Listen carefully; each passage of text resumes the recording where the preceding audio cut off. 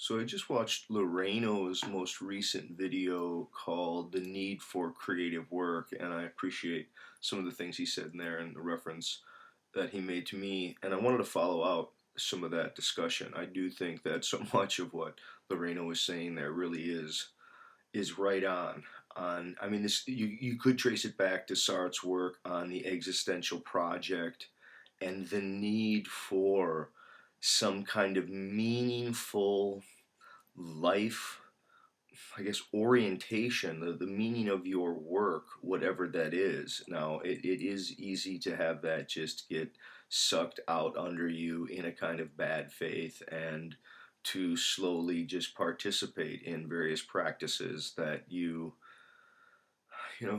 do for money's sake, but you try not to think too much about it, and then that becomes part of the deferment that makes religious beliefs and afterlife beliefs make more and more sense. I mean, it's part of the deferment from a kind of repressed recognition of the failure to have met the need for meaning in terms of what one's ideal life goals would be. Okay, so I want to say a couple of more things about that, and I do think that's just a wonderful video. People go check out Loreno's video there. I want to say a couple more things about Becker's denial of death, and I'm looking at the very last chapter. I guess I would like to talk a little bit more about that. This chapter is called "What is the Heroic Individual?" And for Becker, it's the human was Homo heroica.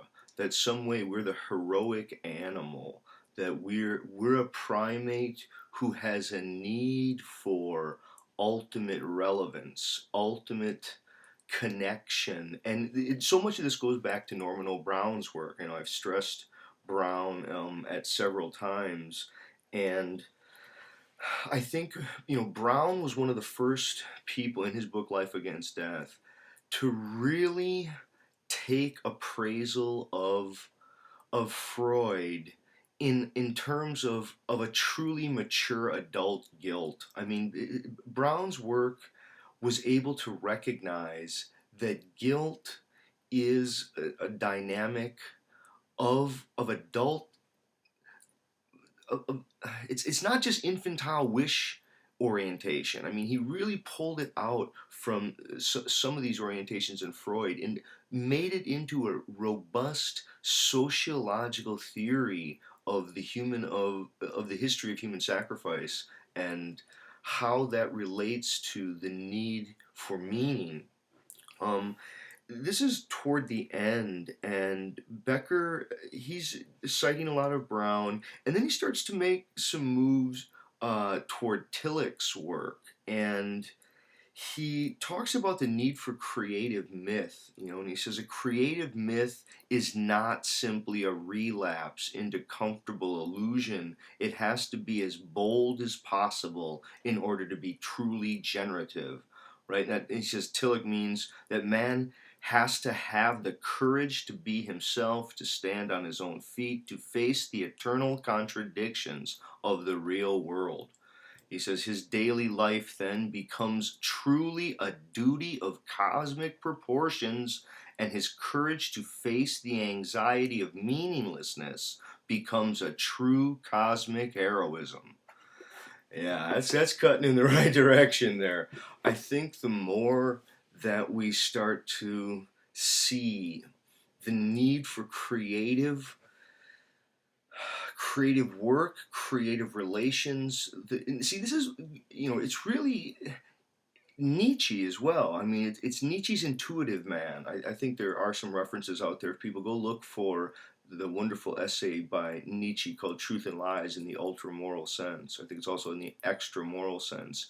But Nietzsche is doing this distinction between the rational and the intuitive person. And this rational person sort of aligns with the ongoing practices because they help to stave off misfortune. Whereas the intuitive person, they see the accumulated categories as a place to begin their appropriation, and they're willing to smash old categories and to play with possibilities. It's much riskier. It's more dangerous to live an artistic life, right? I think part of it, I mean, you could say this in a larger schema, right? Sort of set this up a little bit different schema, and to come at it through. There's a line that Lee Thayer really stressed to his students, and it's something I never forgot from his classes. He would say to people that your your ability to know, right, is constrained and enabled by your purpose for knowing. He would say this: what you know, what you know, will be constrained and enabled by your purpose for knowing. That some person who, when they're trying to learn something, if they're trying to learn it to be able to just repeat it back glibly at chit chat party, someone else is trying to learn it to be able to adequately respond to it, to a test question on it in a course. Some other person, they want it for life.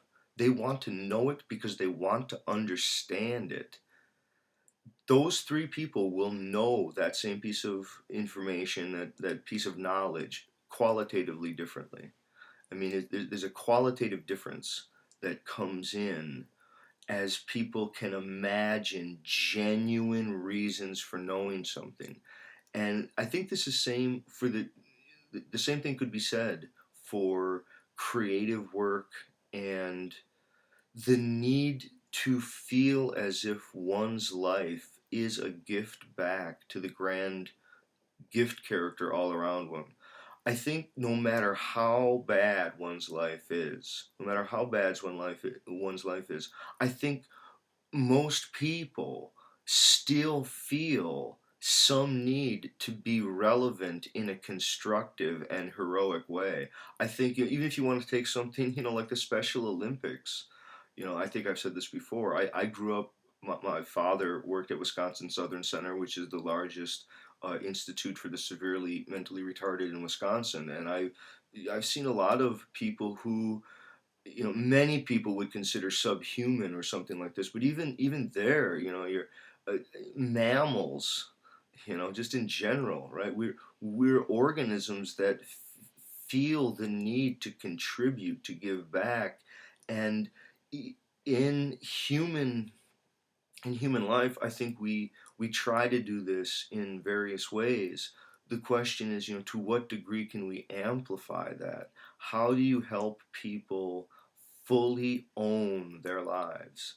How do you fully realize that this life is the time and the place to bring it about? I mean, again, I think so much of Becker's concern in death denial is that it becomes a kind of postponement. It's like those people who fail to really think about what their life is and what they have to contribute to it. They may have just become people who work jobs that they hate to take money so that they can buy consumer goods that they try to talk themselves into as being of objects of importance. Like, our lives have become largely stories about stuff. It's really odd. So many people, I think this is sort of what Lorena was getting at. They have several cars, or they have several houses, or they talk about where they vacation. And I think there's something about how much money they have, right? There's something about the human which has become really tragically derelict in the robustness of the narratives and the life scripts that it makes for people, or that people feel the liberty to take up.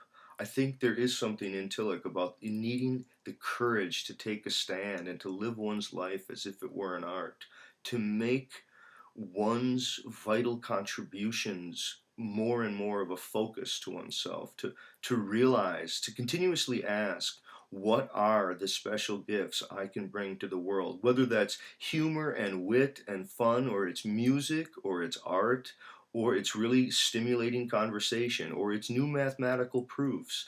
There's so many different ways to give to the world, but to sit around and to be a well-fed chip eater while you're enjoying the latest sitcom, it's pretty tragic, even if you make a lot of money while you're doing it. Okay, thanks.